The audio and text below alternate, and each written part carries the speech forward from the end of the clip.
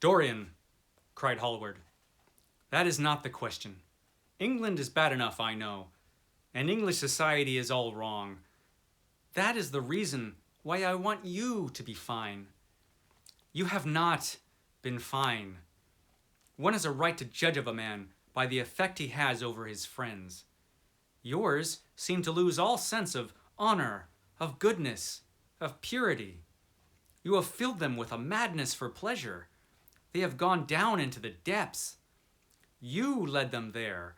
Yes, you led them there. And yet you can smile as you are smiling now. And there is worse behind. I know you and Harry are inseparable. Surely for that reason, if for none other, you should not have made his sister's name a byword. Take care, Basil. You go too far. I must speak, and you must listen. You shall listen. When you met Lady Gwendolen, not a breath of scandal had ever touched her. Is there a single decent woman in London now who would drive with her in the park? Why, even her children are not allowed to live with her. Then there are other stories. Stories that you have been seen creeping at dawn out of dreadful houses and slinking in disguise into the foulest dens in London. Are they true? Can they be true? When I first heard them, I laughed. I hear them now, and they make me shudder. What about your country house and the life that is led there? Dorian, you don't know what is said about you. I won't tell you that I don't want to preach to you. I remember Harry saying once that every man who turned himself into an amateur curate, for the moment, always began by saying that, and then proceeded to break his word. I do want to preach to you. I want you to lead such a life as will make the world respect you. I want you to have a clean name for a fair record. I want you to get rid of the dreadful people you associate with. Don't shrug your shoulders like that. Don't be so indifferent. You have a wonderful influence. Let it be for good, not for evil. They say that you corrupt everyone with whom you become intimate, and that it is quite sufficient for you to enter a house for shame of some kind to follow after. I don't know whether it is so or not. How should I know? But it is said of you. I am told things that it seems impossible to doubt. Lord Gloucester was one of my greatest friends at Oxford. He showed me a letter that his wife had written to him when she was dying alone in her villa at Mentone. Your name was implicated in the most terrible confession I ever read. I told him that it was absurd, that I knew you thoroughly, and that you were incapable of anything of the kind. Know you? I wonder, do I know you? Before I could answer that, I should have to see your soul. To see my soul, muttered Dorian Gray, starting up from the sofa and turning almost white from fear. Yes, answered Hallward gravely, and with deep-toned sorrow in his voice. To see your soul. But only God can do that. A bitter laugh of mockery broke from the lips of the younger man. You shall see it for yourself. Tonight, he cried, seizing a lamp from the table. Come, it is your own handiwork. Why shouldn't you look at it? You can tell the world all about it afterwards, if you choose. Nobody would believe you. If they did believe you, they would like me all the better for it. I know the age better than you do, though you will prate about it so tediously. Come, I tell you. You have chattered enough about corruption. Now you shall look on it face to face. That, my friends, is from The Picture of Dorian Gray by Oscar Wilde, your Sunday Penguin for today. And welcome, my friends, welcome to stately Vaughan Manor and your scandalous Sunday Penguin for today. Yes, it's The Picture of Dorian Gray, the book that scared the pants out of those stodgy Victorians. This was published in 1890 in Lippicot's monthly magazine. Now, they must have known how scandalous this was because they cut 500 words out of it before they even published it, because they were so afraid of its innate indecency. It was published in 1891 in a longer, revised edition. Oscar Wilde revised it to tone down the more overt homoerotic elements. He did a pretty terrible job of it because, yeah, it's pretty clear that Basil Howard, the artist, is totally in love with Dorian Gray. He pretty much admits it at one point in this story. Now, Dorian Gray, his portrait is painted by Basil Howard, the artist, at the beginning of the story, before Dorian Gray is led down the path of hedonism, which he is by the hedonistic Lord Henry Wotton, a hedonistic guy who believes the only things that are important in life are pleasure and pleasure basically, and sensuous fulfillment, that kind of thing. So before that happens, his picture is painted by Basil, his friend. And it is a glorious picture because this guy, Dorian Gray, he's an awful good-looking guy, apparently. And the picture is a masterpiece that captures his beauty.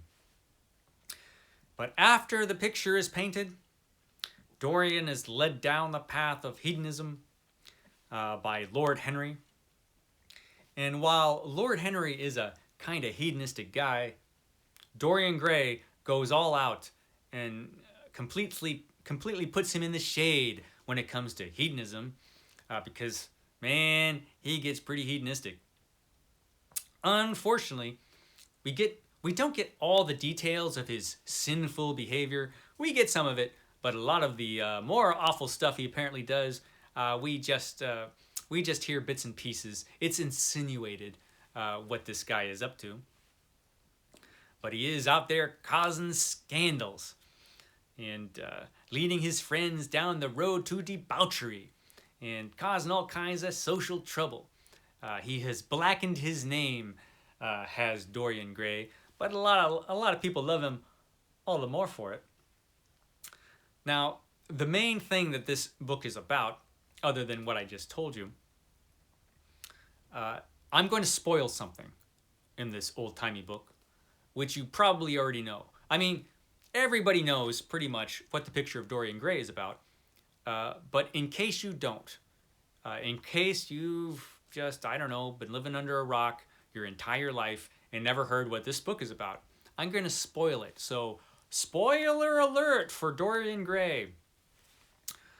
The picture of Dorian Gray, the beautiful picture, is possessed supernaturally in some manner.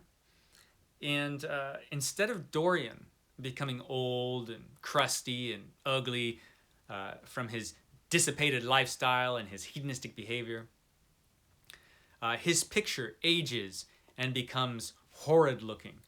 The worse this guy behaves, the worse the picture looks. Dorian, however, continues on looking beautiful and young and fine and glorious. The picture, it looks pretty terrible, though.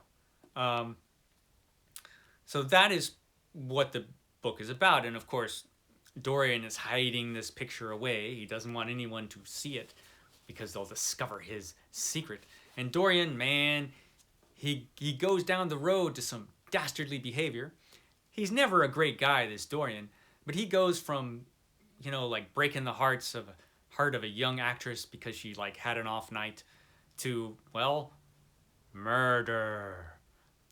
I won't tell you any more than that. But yeah, you get some of that in this story. This is basically a horror story. A great supernatural horror story. It's a wonderful book. A true classic. I kind of feel like it was a classic right away. because it went to places that other books were afraid to go, which is why it caused such an uproar. I imagine Oscar Wilde put a lot of himself and his worldview into this book. I'm not sure how ironic he was being when he wrote some of this. I imagine just a wee little bit. But,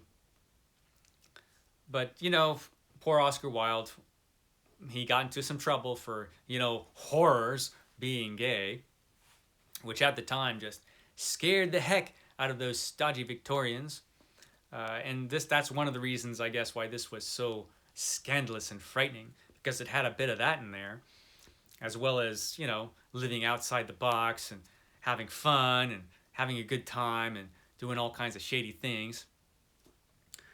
So yeah, Dorian Gray, great book.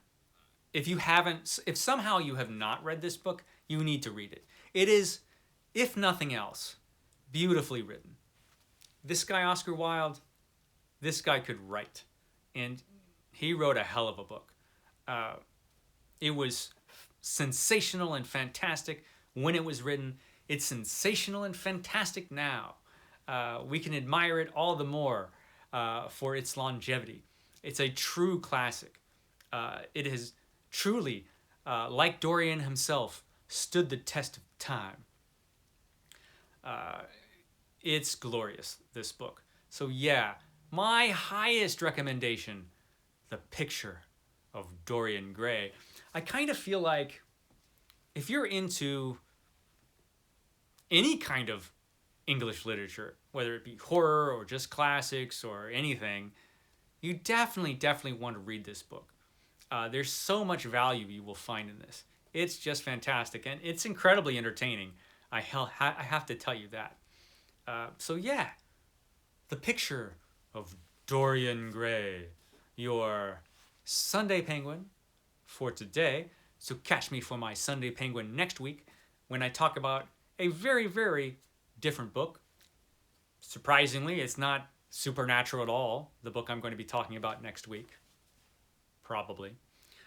So yeah, catch me for my next week's Sunday Penguin. And tomorrow, it's Mythos Monday, when I will be talking about an H.P. Lovecraft classic, one of his fantastic earlier stories. So be sure to catch me tomorrow for that.